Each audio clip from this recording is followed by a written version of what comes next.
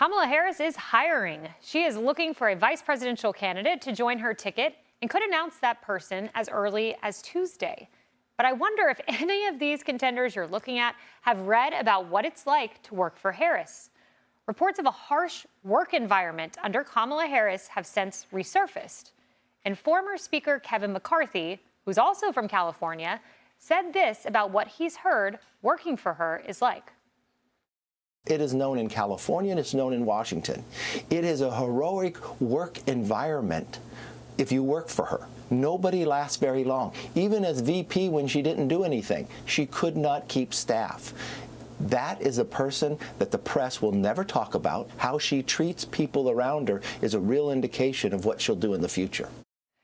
And reports of poor office culture with Harris are not new. A government watchdog reports Vice President Harris's office has nearly 92% staff turnover. Donald Trump had 72%. She had 92%.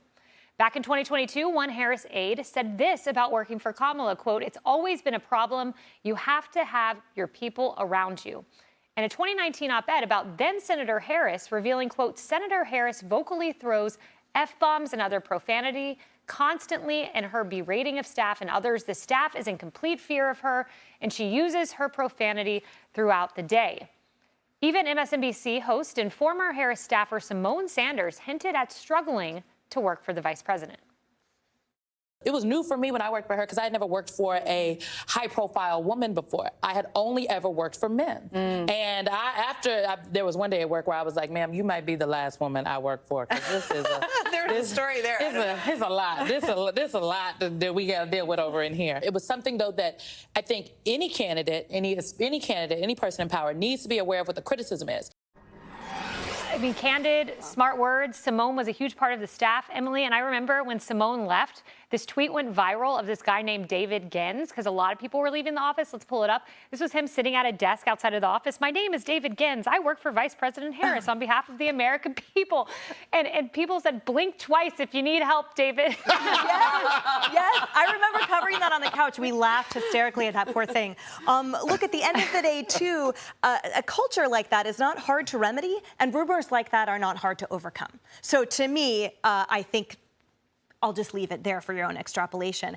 These types of reports of her office culture have plagued her throughout California as well. This is nothing new, as you said, not now and not then. And I just point to when President Biden first took office, and he said, "If someone doesn't operate with respect, I will fire them immediately." It seems like he should have looked inward. We've reported as well often and repeatedly about issues that she has had with how she's portrayed, the indignance she has about how she was, the shoes she wore on the Vogue cover, who invited her to meetings in foreign nations. Like, the list goes on about what offends her and sort of the draconian way, the draconian hand that she leads with. But I think at the end of the day, even if you say, "Well, I don't know what the facts are a 90+% turnover rate, and that's all you need to know." You know, Ainsley, I read this op-ed by this guy named Terry McCater in 2019, and his son interned in the Attorney General's office.